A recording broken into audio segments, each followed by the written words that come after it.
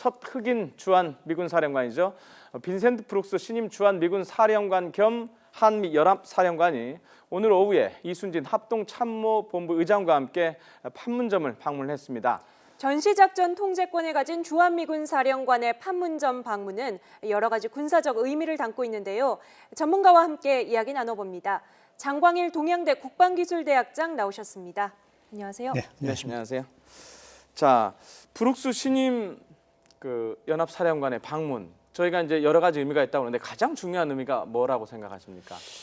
아시다시피 JSA 공동경비구역은 역시 이 대한민국 특히 한반도의 군사적 대치 상황을 가장 상징적으로 보여주는 장소가 아니겠습니까? 네. 남북군이 대치하고 있고 거기에 유엔군 사령부가 직접 통제하고 있는 유엔군이 들어와 있고, 즉 남과 북뿐만 아니라 유엔군까지 있는 이런 아주 민감한 지역에 있는 있고, 예. 군사적인 이런 대치 상황뿐만 아니고 어떤 의미에서 경우에 따라서는 남북 회담이 열리는 그런 예. 장소이기도 하죠.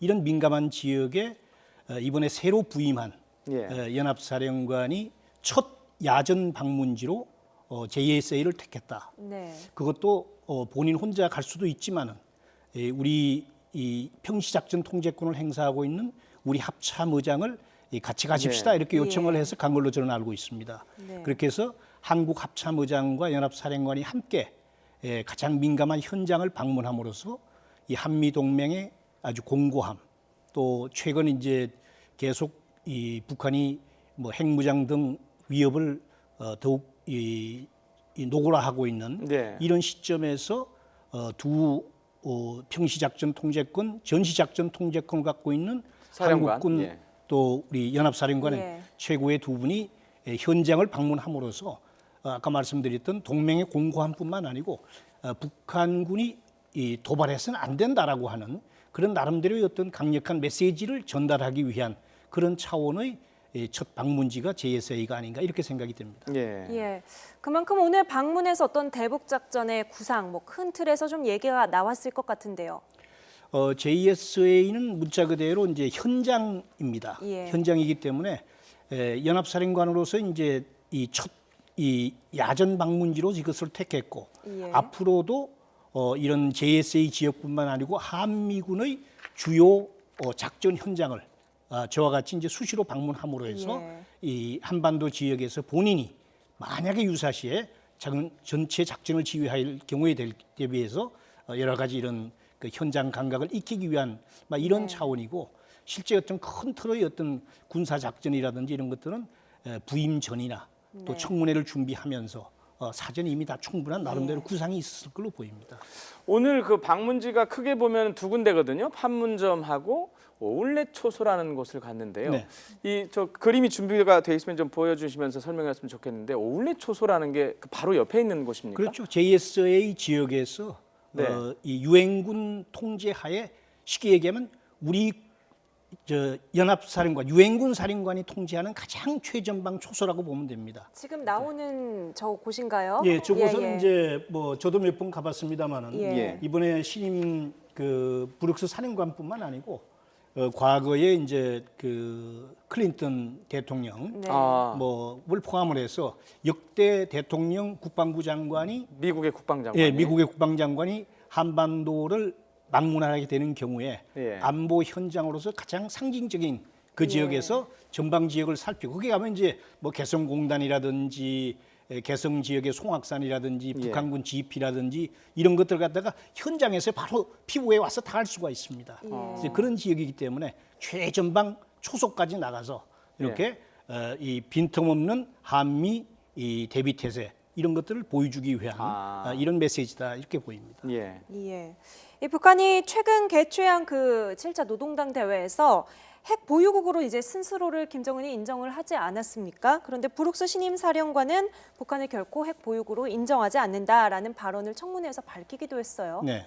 어떤 메시지를 주고 있다고 봐야 할까요? 그러니까 이제 청문회에서 우리 언론에도 보도가 됐습니다만은 한국이 핵무장을 할 수도 있다라고 하는 그런 표현. 예. 그 표현보다는 사실 방점은 미국의 핵 억제력 제공이 확고하기 때문에 사실상 한국의 핵무장까지는 예. 필요 없을 것이다 하는 말을 역설적으로 강조하다 보니까 예. 그런 표현이 된 걸로 저는 그 그렇게 말 알고 들었을 있어. 때 국민들이 좀 헷갈렸었거든요. 그렇죠. 어디에 방점했느냐가. 예, 그러니까 본인이 얘기하고 싶은 예. 묘지는 예. 미국이 제공하는 핵억제력은 확고하게 실효적으로 보장될 수 있으니 핵우산 공고하다는 거죠. 이것을 믿어달라. 본인도 주한미군 사령관으로서 연합사령관으로서 근무하면서 핵억제력 제공에 대한 것들을 철저히 이행을 하겠다라고 하는 그런 차원이 아닌가 이렇게 생각이 됩니다. 그 예. 사령관 말이 나왔으니까 말인데요. 저분이 지금 첫 흑인 사령관 아닙니까? 네네. 어떤 저 개인적인 그 이력을 가진 분이신가요? 예전에 우리나라에서 근무를 했던 분이시죠. 그렇죠. 우선 그 1950년도에 이제 한국 전쟁 직후에 유엔군 사령부가 만들어지고 예. 그 유엔군 사령부가 다시 이제 1978년도에 그 연합사령부로 이렇게 이제 변화를 겪는 과정에서 네. 역대 연합사령관, 유엔군 사령관이 전부 네. 사실은 백인이었습니다만 첫 흑인이죠. 예. 이분은 이제 미국의 웨스트 포인트를 졸업을 했고 네. 졸업할 당시 사관학교 생도들의 생도 여단장을 할 정도로 생도 시절부터 리더십을 아주 탁월하게 발휘했다고 네. 그러고요. 예. 특히 이제 한국에서 미 이사단에서 대대장 근무를 했습니다. 아. 대대장 근무를 했고 그다음에 이제 오기 직전에는 태평양 사령부 육군 사령관을 네. 했기 때문에 한반도 상황에 대해서 누구보다도 잘 알고 있고 네. 한반도 군사 상황 특히 지금 당면하고 있는 북한 핵 미사일 이런 문제에 대해서 저는 지금 우리 합참의장인 이순신 장군과 함께 네. 아주 좋은 팀워크를 이루어갈 수 있을 것이다. 보니까 군인 집안이네요. 그렇죠. 벌써 2대째, 예. 2대째 그 군대 생활을 하고 있고 그 부친도 아마 한국전에 참전을 한 그런 네. 참전 용사로 알고 있고 어쨌든 한국에 대해서 대단한 애정을 갖고 있는 분이 예. 주한미군 사령관으로 부임을 해서 같이 한국군과 다시 팀워크를 맞출 수 있다는 데서도 본인도 청문회에서 밝혔습니다만 아주 긍지를 가지고 예. 또 한국을 사랑한다 이런 표현을 한 걸로 봐서 저는 이분 재임 기간이 어떻게 보면 참 대단히 우리 안보의 중요한 시기인데 네. 좋은 분이 오지 않았나 이렇게 생각이 됩니다. 아, 네, 이 브룩스 사령관 오바마 대통령의 아시아 재균형 정책을 뒷받침해온 인물로 알려져 있는데 이분의 대북관은 어떻습니까? 확고하죠. 예. 우선 제가 볼 때는 전임 그 스카페로티 사령관 못지않게 예. 이 북한 핵과 미사일에 대해서는 결코 이 용납할 수 없다. 예. 그리고 그런 차원에서 연합 사령부의 작전 계획 또 연합 연습 실질적인 대비 태세 네. 미측은 이런 것을 이제 파이트 투나잇이라고 그럽니다. 오늘 밤이라도 전투가 나면 즉시 투입할 수 있는 그런 대비 태세를 갖춘다 예. 하는 차원에서 아주 야전적인 그런 군인 오늘 뭐 행사에서도 직접 전투복을 입고 이렇게 나오지 않았습니까? 예. 그런 차원에서 든든한 연합사령관이 부임을 했다 이렇게 보여집니다.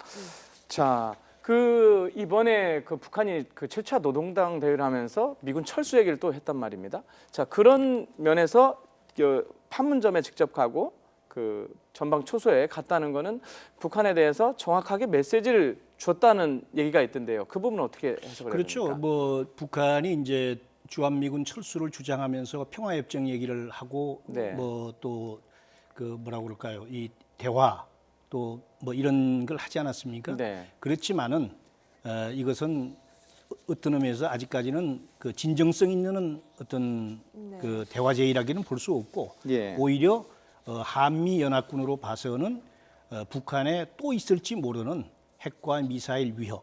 제가 볼 때 아마 핵은 앞으로도 추가적인 어떤 핵 실험이나 당장은 없을지라도 예. 어떤 그 적절한 모멘텀만 지워진다면 할 수도 있기 때문에 그런 차원에서 한미 대비 태세는 전임 사령관뿐만 아니고 예. 본인도 이 확고하게 그 대비 태세를 유지하겠다라고 네. 하는 그런 차원, 그런 메시지라고 보여집니다. 네, 지금 미국에서는 공화당의 대선 주자죠. 트럼프가 방위비를 100% 한국이 분담을 해야 된다 이렇게 계속 주장을 하고 있지 않습니까? 이거에 대해서 브룩스 사령관은 어떤 생각을 가지고 있는지 궁금한데요. 아마 제가 볼 때 적절한 기회에 브룩스 사령관이 직접 가기는 곤란하다고 하더라도 네. 주한미군 사령부의 뭐 대표자나 또는 우리 미 대사관이나 또는 네. 국무부를 통해서 브룩스 선거 캠페인 참모들에게 이 한반도 상황 네. 또 이 뭐 지금 말씀하시는 방위비 분담금 이런 문제도 제가 볼 때 소상하게 팩트를 제대로 알아야 된다고 예. 그 필요가 있다고 봅니다. 이를테면은 뭐 우리 방위비가 적다, 100% 내야 된다라고 하는데 사실 방위비가 적지 않습니다. 지금 네. 약 9,200억 가량 예, 되거든요. 그렇죠. 네. 그 주한 미군 유지비의 50%에 해당되는 비용입니다. 그 이상이라는 얘기도 있어요. 그렇죠. 이제 예. 뭐 그거 외에 이제 실제 어떤 전기비, 네. 토지 제공 이런 예. 것을 따지면 거의 한 7, 80% 된다는 얘기거든요. 예. 돈으로만 보더라도 예. 이 주일 미군, 그다음에 주독 미군이 주둔하고 있는 일본이나 독일에 비해서도 사실은 GDP 대비 우리 방위비 분담금의 비율은 오히려 한국이 가장 높은 수준입니다. 예. 그래서 이런 적절한 그 어떤 그 우리 방위비 분담이 적절하다고 하는 거 이런 현실적인 등등을 부분을, 갖다가 예. 선거 참모들을 통해서 잘 인풋 시킴으로 인해서 더 이상의 오발탄이 나오지 않기를 기대하고 있습니다. 자, 오늘은 여기까지 듣겠습니다. 그 한미 연합사령관의 그 판문점 관문 상황, 장광일 동양대 국방기술대학장과 같이 얘기 나눠봤습니다. 오늘 고맙습니다. 네, 감사합니다. 감사합니다.